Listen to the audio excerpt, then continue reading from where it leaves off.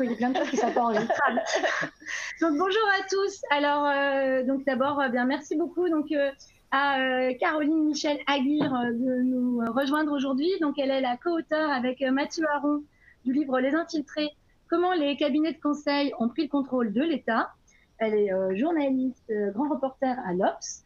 Et donc, elle s'est penchée donc, avec son collègue sur la question donc, des cabinets de consultants, cabinets de conseil et voilà, leur prise de pouvoir au sein de l'État. Pour nous, administration centrale, mais pour nous, CGT Éducation, c'était particulièrement intéressant parce que c'est quelque chose qui fait vraiment partie de notre quotidien aujourd'hui, de voir des cabinets de conseil un peu à tous les échelons qui reprennent souvent des missions. Donc on se demande pourquoi ils les reprennent, parce qu'elles pourraient être assurées en interne. Il y a eu donc évidemment donc votre enquête qui est arrivée en février avec des pages qui étaient déjà parues dans l'Obs, qui avait été annoncée de mémoire à l'automne, donc on avait suivi avec intérêt. Il y a eu aussi pas mal de travaux parlementaires sur le sujet récemment. Donc il y a eu cette commission d'enquête parlementaire copilotée par Eliane Assassi et un républicain, Arnaud Bazin. Se sont entendus merveilleusement. Et oui, ça arrive parfois. Non, comme on avait un peu de manière aussi étonnante que la mission parlementaire de François Ruffin et de j'ai oublié le nom du marcheur sur les métiers des femmes qui étaient j'ai oublié son nom aussi, voilà. Parfois, donc, quand on rentre dans le sujet, on finit par avoir des alliances qui fonctionnent très bien parce que le sujet, en fait, une fois qu'on se penche dessus, montre bien aussi que c'est consensus et qu'il y a des solutions qui s'imposent. Donc, il y a eu ce travail qui a fait un peu le buzz parce qu'il y a eu cette audition parlementaire au Sénat du cabinet McKinsey sur un sujet qui touche à l'éducation, à la mission pour l'avenir de l'enseignement, un panorama au XXIe siècle international, un benchmarking demandé à McKinsey pour la modique somme de mémoire 496 000 €. Ouais. Si vous transformez ça en emploi public, on se dit qu'on aurait pu produire ça assez rapidement si on n'avait pas de plafond d'emploi, on en reparlera. Mais en tout cas, voilà, pour nous, c'était... Et derrière, zéro résultat. Donc, c'était un exemple assez paradigmatique. Donc, la commission d'enquête du Sénat vient de déposer la semaine dernière un projet de loi qui vise à réguler l'action des cabinets de conseil, un projet de loi qu'on a salué, même si au niveau de la CGT, on a aussi pointé le fait que nous, on voulait pas seulement réguler, mettre plus de transparence, mais aussi réinternaliser la plupart des missions des cabinets de consultants. On aura le temps d'en discuter tout à l'heure. À savoir, c'est ce coup de projecteur sur les cabinets de conseil, il est relativement ancien. On avait aussi de la littérature administrative en 2014, un rapport de la Cour des comptes qui pointait déjà toutes ces dérives.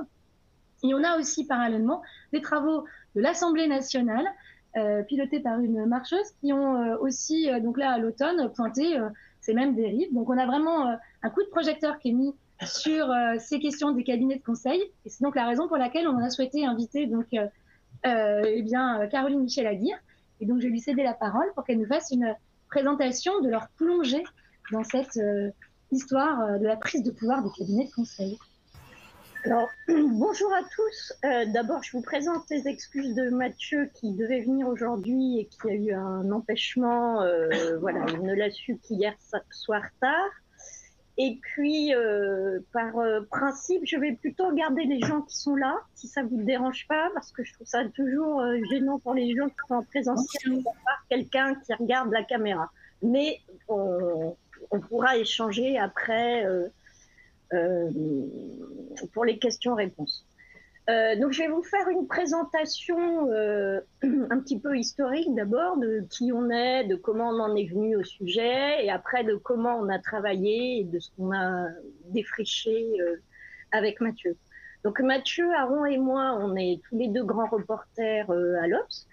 On n'a pas du tout le même parcours, puisque moi, je suis quelqu'un de presse écrite. J'ai fait 15 ans dans la presse économique. Donc, l'univers des cabinets de conseil ne m'était pas du tout étranger. Je suis arrivée à l'Obs il y a une dizaine d'années. Et du service éco, je suis partie au service enquête, des affaires politico-financières pour utiliser ça au sens large. Et je suis rentrée au service politique en soutien de la campagne avec une feuille de route qui était les coulisses du pouvoir. Donc là, on était en plein dedans. Et Mathieu, qui n'est pas là, n'a pas du tout le même parcours que moi parce qu'il a fait 25 ans de sa carrière à Radio France. Donc pour le coup, le service public, il connaît, mais d'une autre manière que moi. Bon, il a une très longue carrière, mais on s'est retrouvé au service enquête et en fait, on s'est assez vite retrouvé sur le même appétit d'enquête, sur voilà, sur cette histoire de coulisses des pouvoirs.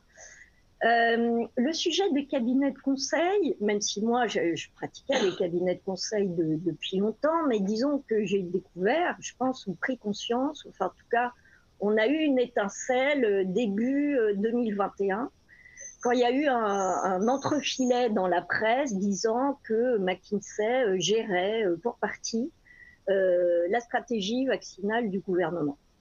Alors, on a tout de suite discuté, on avait déjà remarqué que les consultants avaient beaucoup appuyé la campagne d'Emmanuel Macron, qu'ils l'avaient soutenu. On avait évidemment noté la proximité de certains McKinsey avec Emmanuel Macron. Voilà, on les voyait dans le paysage, les cabinets de conseil, mais là, avec Mathieu, on s'est dit, mais enfin, on s'est demandé pourquoi, tout simplement. Et on a essayé d'abord de tirer ce fil-là. Que faisaient McKinsey et les autres cabinets au ministère de la Santé? Et pour le dire simplement et clairement, on s'est heurté à un mur. Voilà, ça a été tout de suite un mur. Il n'était pas possible d'avoir des informations. Donc, qui dit mur, dit journaliste qui, du coup, s'obstine, hein, forcément. Donc, notre première recherche avec Mathieu, ça a été de se dire, bon, combien l'État dépense par an en consultants, en prestations intellectuelles. Et là, rendez-vous avec Amélie de Montchalin, à l'époque au ministère de la fonction publique. On prend rendez-vous, on lui dit combien l'État dépense chaque année en conseil, et elle nous dit, je ne sais pas. Et je pense qu'elle est vraiment sincère à ce moment-là. Le panorama agrégé de combien l'État dépense chaque année en conseil, c'était il y a exactement un an, n'avait jamais été fait et personne ne savait. Donc à ce moment-là, on s'est dit que on allait aller fouiller nous-mêmes et on est allé fouiller dans une base de données européenne qui s'appelle TED, qui répertorie tous les appels d'offres passés pour des montants de plus de 40 000 euros par tous les États européens. Et là, on a commencé à fouiller dans la base de données les appels d'offres de plus de 40 000 euros des dernières années. Et on s'est rendu compte qu'il y en avait beaucoup, mais vraiment beaucoup, et dans tous les domaines. C'est-à-dire que là où on pensait peut-être trouver, je ne sais pas d'ailleurs, on cherchait plutôt la santé au départ. On s'est rendu compte qu'il y avait énormément de contrats informatiques, mais aussi des contrats de défense, dans le régalien, dans l'éducation, que tout le monde en passait, tous les ministères, dans la communication. Enfin bon, on s'est vraiment retrouvé face à tout un tas de contrats, dans tout un tas de sujets. Et on s'est dit qu'il y avait un vrai sujet à aborder. Donc on a fait un premier dossier qui est paru à la même époque dans l'Obs. Ça avait fait la une, La République des consultants. On avait commencé à défricher le sujet et on avait traité deux sujets en informatique, en particulier la santé, l'hôpital, sur lequel je me suis beaucoup penchée, parce qu'il apparaît a posteriori que c'est vraiment un domaine dans lequel les hôpitaux, pour le dire simplement, ont été un peu les cobayes du consulting, hein. Et puis l'informatique, qui est un sujet qui a passionné Mathieu et qui est très important pour l'avenir, on y reviendra. C'est ce premier dossier qui est paru fin juin 2021, qui a en fait attiré l'attention du Sénat, qui n'avait pas fait leur droit de tirage. Le groupe communiste n'avait pas fait utilisation de son droit de tirage sur la création d'une commission d'enquête, et ils se sont dit tiens, sur le sujet du service public, ça pourrait être un bon sujet. Et donc ils ont réussi à faire passer le sujet. Et quand ils ont lancé leur commission, parce qu'on me demande souvent, est-ce que quand vous avez lancé le livre, vous saviez qu'il y aurait une commission d'enquête? Non, on ne le savait pas. Parce parce que nous, on a décidé assez vite après, quand on a eu fini ce dossier pour l'Obs, on n'avait pas du tout exploré le sujet, parce qu'on avait fait la santé, l'informatique, et en fait, on voulait explorer tous les sujets, refaire l'histoire, etc. Et donc, cette commission d'enquête, on a su qu'elle se lançait début novembre, je crois. Et Yann Assassi nous avait convoqué à quelques-uns, à huis clos, en nous disant, bon, vous qui avez déjà travaillé sur le sujet, quelles sont les premières questions à poser? Et nous, on lui avait dit, bah, la première question, c'est combien? Parce qu'aujourd'hui, on ne sait pas. Sur cette question du chiffrage, comme ça, je clôt cette question-là tout de suite. Avec Mathieu, on avait utilisé, donc dans notre livre, on fait une estimation entre 1,5 milliard et 3 milliards d'euros de dépenses par an. C'était une estimation qui partait de zéro, donc évidemment, elle est un petit peu large. Mais les chiffres qu'on avait, c'était les chiffres de la profession. Donc le syndicat des cabinets de conseil qui donne lui-même un chiffre, mais qui donne lui-même un chiffre de conseil en stratégie sans l'informatique. Nous, on a ajouté le conseil de stratégie en informatique parce qu'on pense que l'informatique aujourd'hui, c'est le cœur du réacteur des services publics. Et comme l'informatique, ça n'est pas, acheter des ordinateurs et puis passer à autre chose, commander un logiciel ou une architecture à un cabinet, ça revient quand même à lui passer les clés du camion et à entrer dans une relation de long terme. Bon, je vous vois acquiescer, je vois que c'est des sujets qui vous parlent, mais qui en fait définit beaucoup de choses à long terme. Donc nous, on a considéré, et le gouvernement, le budget plus exactement a posteriori nous a donné raison, que vraiment le conseil en informatique, c'était un conseil stratégique. Donc en prenant vraiment que sur les ministères, l'informatique, on arrive à 1 milliard, et en extrapolant par an, en extrapolant à la fonction publique hospitalière, si on essaye de prendre en compte les grandes entreprises publiques qui sont extrêmement consommatrices, les grandes autorités administratives indépendantes qui elles aussi consomment, et les collectivités territoriales, on approche probablement 3 milliards par an, sachant que le Sénat, lui, a enfin obtenu un chiffre officiel. Donc j'anticipe un peu, je reviendrai sur l'histoire, mais le Sénat a convoqué Amélie de Montchalin en janvier 2022 en lui disant combien. Amélie de Montchalin, la ministre, est arrivée en disant c'est 145 millions d'euros par an. Et quand le Sénat a demandé au budget de lui faire une agrégation de ce qu'il pouvait voir au niveau du ministère, ben en fait, le budget est tombé sur le chiffre qu'on avait utilisé, c'est 1 milliard en comptant seulement les ministères, 1,5 milliard en comptant les autorités administratives et les grandes entreprises publiques. Donc aujourd'hui, le chiffre de 1,5 milliard par an sur les ministères, la fonction publique d'État est un chiffre quasi officiel. Alors, d'abord juste, bon, je pense que beaucoup d'entre vous le savent, mais juste pour mémoire, qu'est-ce que c'est un cabinet de conseil? Donc, un cabinet de conseil, c'est une entreprise privée qui donne des conseils. Voilà, c'est un peu basique, mais c'est un prestataire extérieur qu'on appelle normalement quand on est face à un problème, une difficulté, quelque chose qu'on n'arrive pas à résoudre. C'est quelqu'un qui vient ponctuellement, qui n'est donc pas destiné à rester, qui étudie, qui fait un audit du problème, qui émet des recommandations et qui repart. Voilà, je dis ça parce que évidemment aujourd'hui c'est plus tout à fait comme ça que ça se passe. Les cabinets de conseil existent depuis une centaine d'années. Le premier, c'est M. McKinsey, qui était un professeur de comptabilité américain, qui a inventé le métier en 1926. Et au départ, il est vraiment à destination des clients privés. Ça se développe au tournant des années 70-80 en tant que conseil à l'État, sous l'impulsion de Margaret Thatcher et de Ronald Reagan, sous l'impulsion d'une idéologie.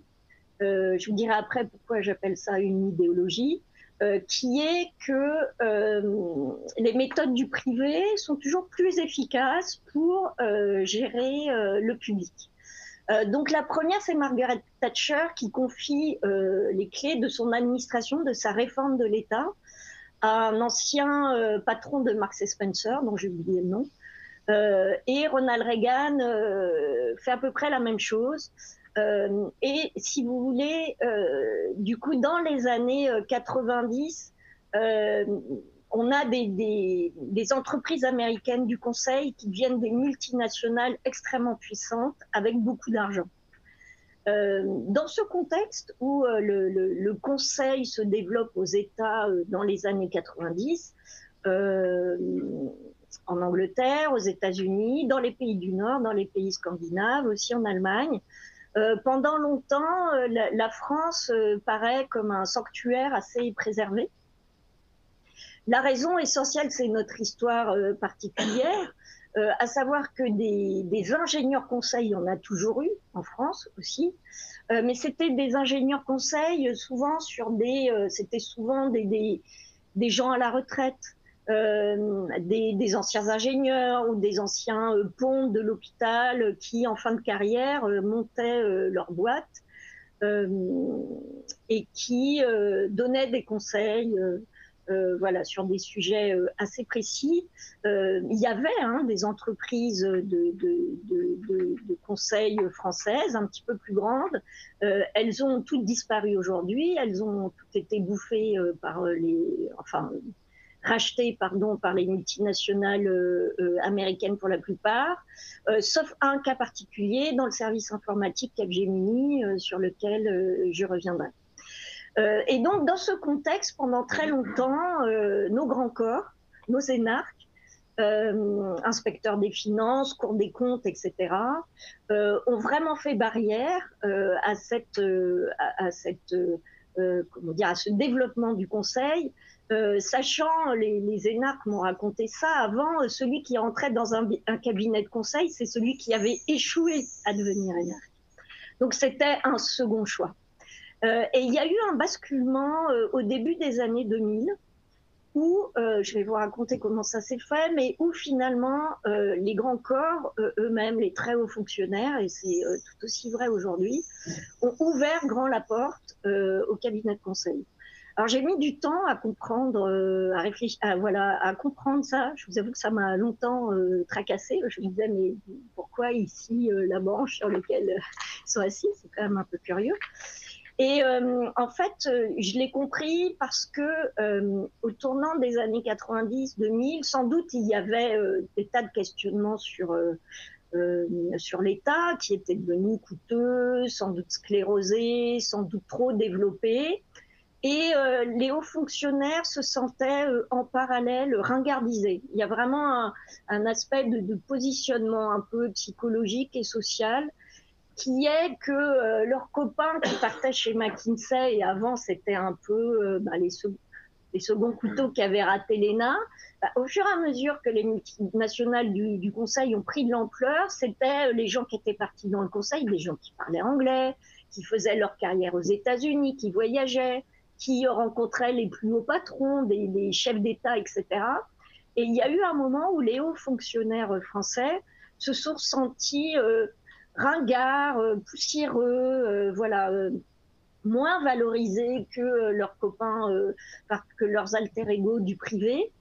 Et donc, d'une certaine manière, ils ont été perméables à cette idéologie qui s'appelle le New Public Management, qui est d'essence néolibérale, qui est que le privé est toujours plus efficace pour gérer le public. Et donc, ils ont été perméables au fait qu'il fallait réformer l'État et que ceux qui devaient réformer l'État, qui avaient les bonnes clés pour réformer l'État, c'était les cabinets de conseil, les grands cabinets anglo-saxons. Donc ça, c'est un peu le processus. Il y a un déclic qui est extrêmement bien daté dans l'histoire. C'est l'élection de Nicolas Sarkozy en 2007.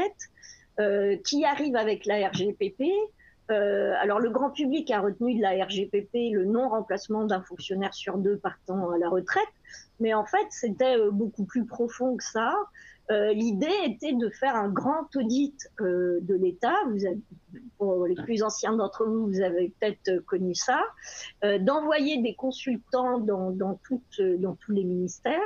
Je donne le chiffre, j'ai un peu oublié maintenant, mais il y a eu une quantité de consultants à plein temps hein, pendant l'ensemble du quinquennat dans tous les ministères, un très grand nombre, qui ont fait un audit et qui ont fait des recommandations. Et c'est dans ce cadre-là que, au milieu des années 2000, d'abord il y a la création de la DGME, la Direction Générale de Modernisation de l'État, dont les clés sont confiées à un ancien consultant. Et ça, c'est quelque chose qui reste aujourd'hui encore, et je trouve qu'il pose beaucoup de questions, puisque cette entité à l'intérieur de l'État, qui s'est ensuite appelée la SGMAP, le Secrétariat Général de Modernisation de l'Action Publique, et qui a été renommée par Emmanuel Macron la DITP, la Direction interministérielle de la transformation publique. En gros, cette entité qui est censée piloter l'action des consultants au sein de l'État a toujours été confiée, quasiment toujours, à d'anciens consultants et recrute un mix à l'intérieur ils ne sont pas très nombreux, hein, ils sont 80, mais c'est pour moitié des anciens consultants et pour moitié des consultants. Je trouve que sur le principe, ça pose question, puisque assez vite, on a d'anciens consultants qui passent des contrats à leur ancienne employeur, ancienne boîte, donc ça pose quand même des questions de fonctionnement. Y compris sur les objectifs qui leur sont donnés. Donc je reviens dans l'histoire. Donc au milieu des années 2000, il y a la création donc, de la DGME, qui devient vraiment le cheval de Troie hein, des multinationales du Conseil dans l'État. Et puis il commence à y avoir l'application, en particulier à l'hôpital, mais pas que, des méthodes de gestion du privé, avec notamment quelque chose qui est très à la mode à l'époque, parce qu'il y a des modes dans le conseil, qui est le lean management. Donc le lean management, lean en anglais, ça veut dire maigre, hein, pardon si je raconte des choses que vous savez peut-être déjà, mais ça permet peut-être de tracer un historique aussi à des choses auxquelles vous avez pu être confrontés.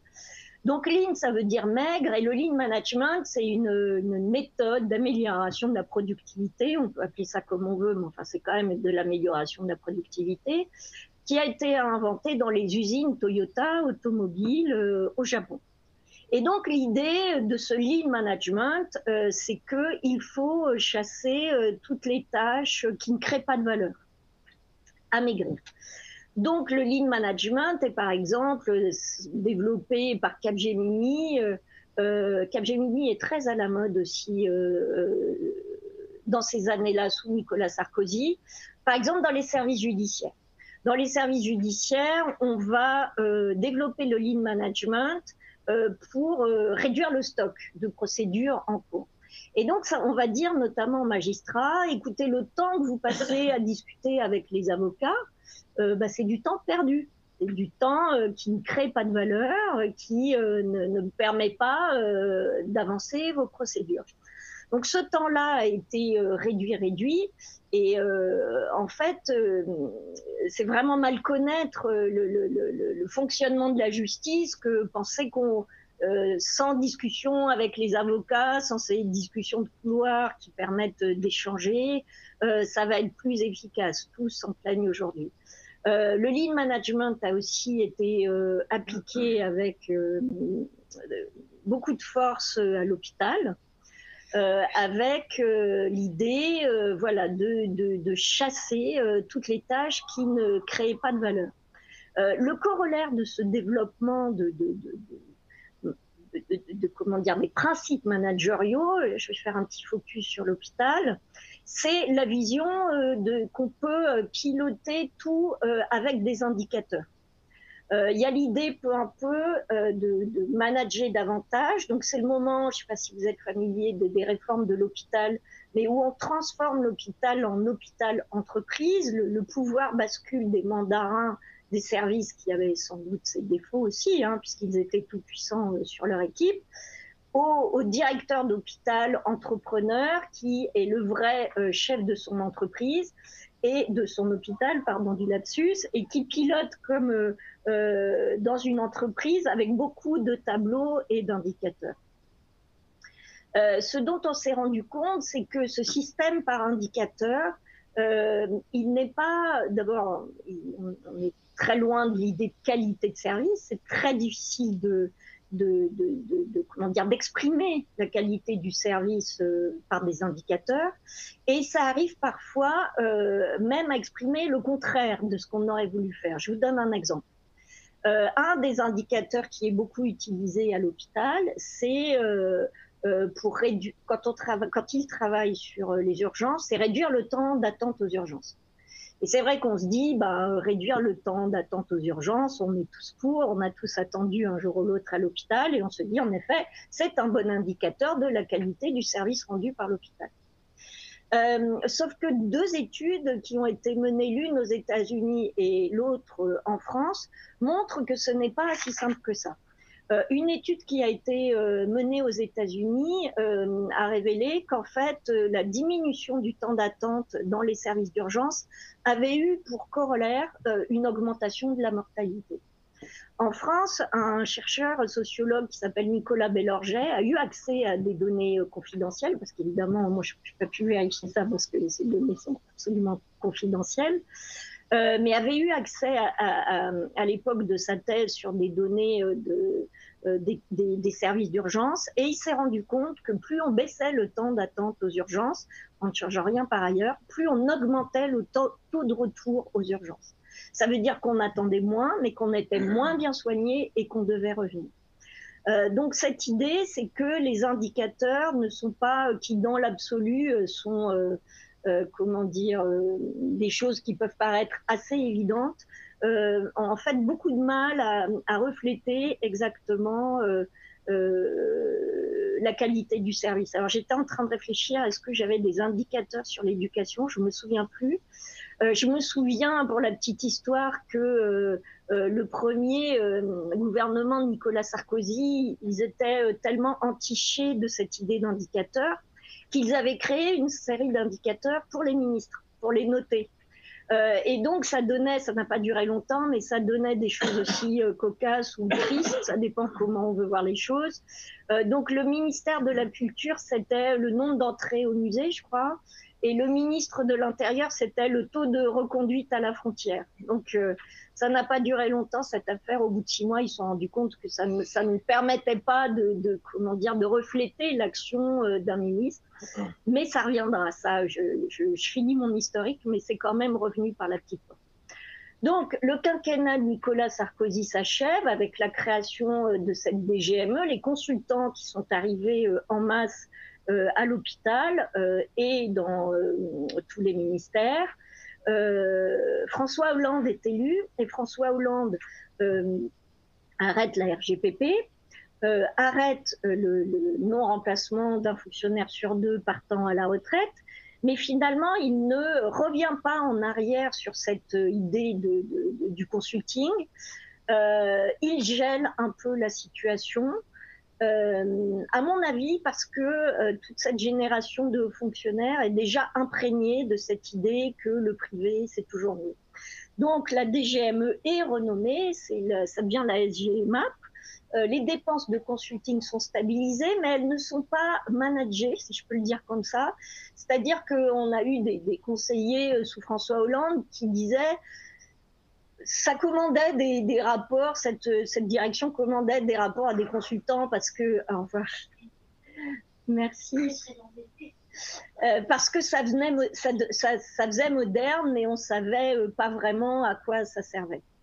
Il y a quand même des choses très intéressantes. Par exemple, le patron qui est choisi pour gérer la Banque publique d'investissement, qui est une des grandes créations du quinquennat socialiste, c'est le numéro 2 de Capgemini, il y est toujours d'ailleurs, Nicolas Dufourcq, qui est l'archétype de ces hauts fonctionnaires qui ont fait des allers-retours, voilà, très imprégnés de cette culture-là.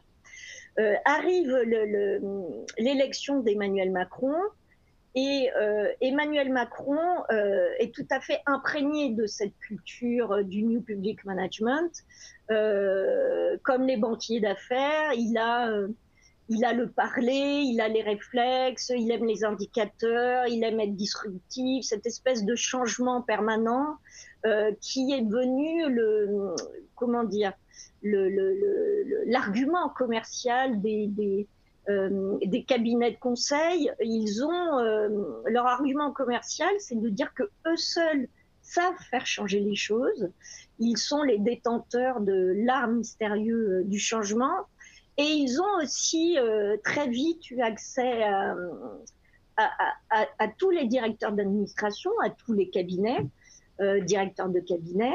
Et on a plusieurs ministres ou directeurs d'administration qui nous ont raconté un peu comment ils mettaient les pieds dans la porte pour dire « Ah, mais j'ai identifié un problème ». Le ministre s'était peut-être pas posé la question, mais enfin, en tout cas, le cabinet de conseil identifie le problème, propose de faire un premier petit rapport à moins de 40 000 euros parce qu'il n'y a pas besoin de passer d'appel d'offres, en disant bah, voilà ce que j'ai identifié, voilà la solution qu'on propose. Et puis la solution paraît séduisante. Donc en ce moment-là, on lance un marché qui est construit de manière à ce que le cabinet de conseil qui a préconisé l'emporte. Et donc sous Emmanuel Macron, ça c'est les chiffres du Sénat qui ont, nous on avait l'intuition vu la base de données qu'on avait épluchée, mais ça ce sont vraiment des chiffres parfaitement officiels issus du budget. Les dépenses en conseil ont plus que doublé, 2,35 de mémoire sous le quinquennat Emmanuel Macron, avec une explosion toute particulière des dépenses d'informatique. Et contrairement à ce qui a pu être dit à l'époque, ça n'est pas du tout dû au Covid, puisque sur la dernière année, 2021, la hausse c'est 45%. C'est une hausse importante, évidemment, mais c'est 45%. Mais la courbe, elle avait absolument commencé à monter auparavant.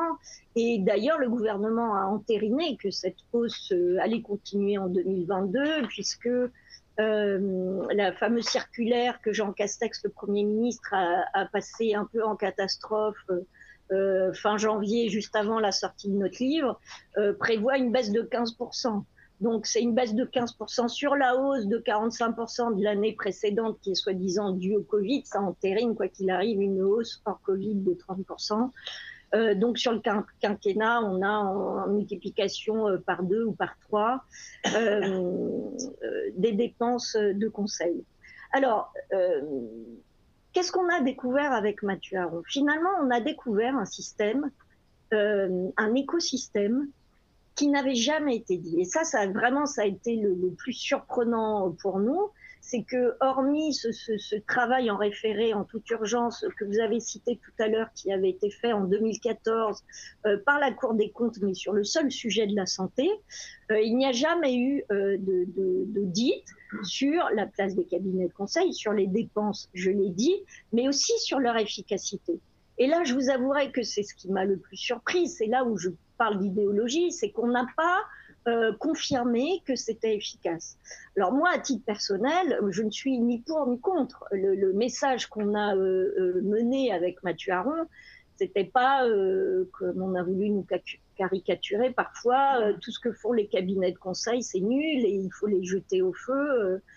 Pas du tout. Notre premier questionnement, c'était pourquoi on ne sait pas les chiffres?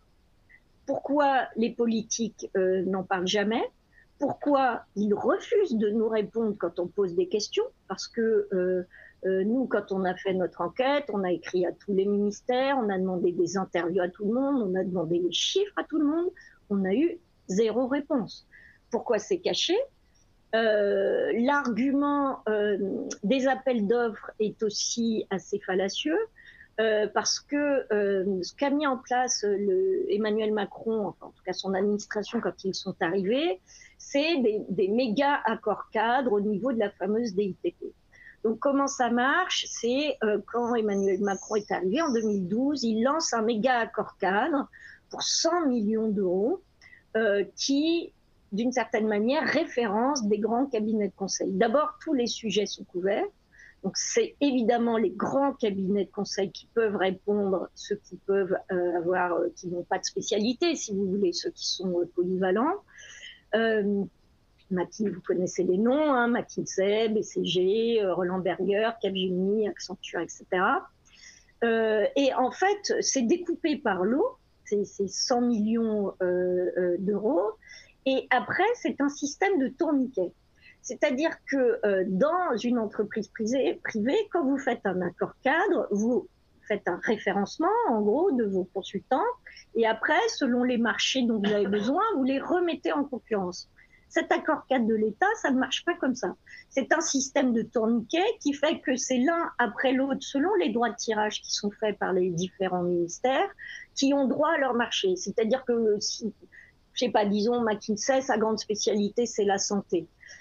Capgemini, on va dire, c'est plutôt l'informatique, logiquement. Mais si en deuxième position, c'est un marché sur la santé qui arrive, mais que c'est Capgemini, que c'est le tour de Capgemini, bah, ça va être Capgemini. Donc, il n'y a pas de remise en concurrence. Et surtout, le système de tourniquet fait qu'il n'y a pas la transparence qu'on nous a souvent opposée. Parce que les marchés subséquents, je ne sais pas si vous êtes spécialiste de l'administration, mais en fait, les tirages qui sont faits sur cet accord cadre, il n'y a pas besoin de refaire un nouvel appel d'offres, il suffit juste de tirer la part de l'accord cadre dont vous avez besoin. Et certains directeurs d'autorités administratives nous ont même dit que d'une certaine manière, c'était une incitation à consommer du conseil.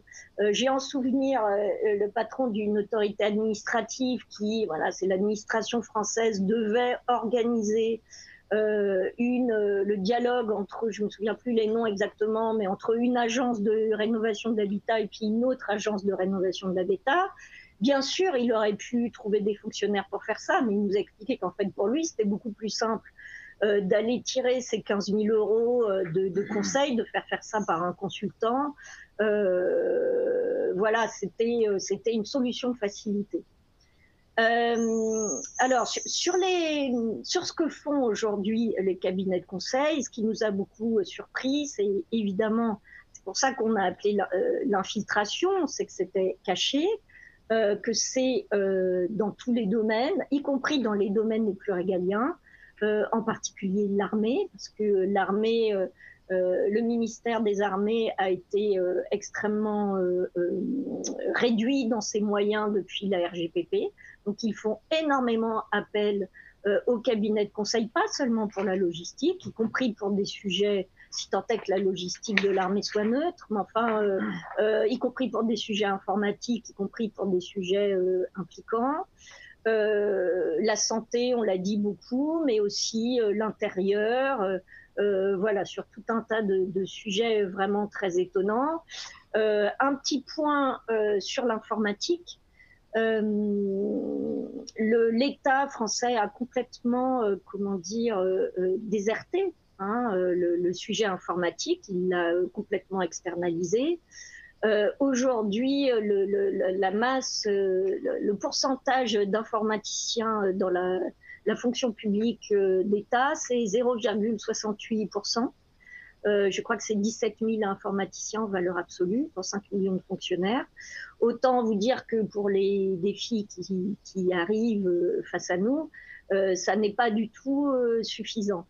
Le problème, ça n'est évidemment pas forcément de réinternaliser tout ça, d'autant que ce sont des métiers extrêmement changeants. Quelqu'un qui va être en cadre dans l'intelligence artificielle aujourd'hui, dans 3 mois, sera peut-être complètement ringardisé. Mais les différents contrats qui ont tourné au fiasco, que ce soit Louvois, Scribe ou Sirène, ont en fait tourné au fiasco parce qu'ils ont été mal pilotés, enfin en tout cas c'est ce qu'on nous a expliqué, c'est ce que nous a expliqué l'ancien directeur. Alors Mathieu Aron vous en parlerait mieux que moi parce que c'est lui qui l'avait vu, mais l'ancien patron de la DINUM, ce qu'il nous a expliqué en fait, c'est qu'on n'avait plus en interne les compétences pour bien gérer les projets et que du coup mal pilotés, ben, les contrats arrivaient à des fiascos qui se chiffrent en plusieurs centaines de millions d'euros.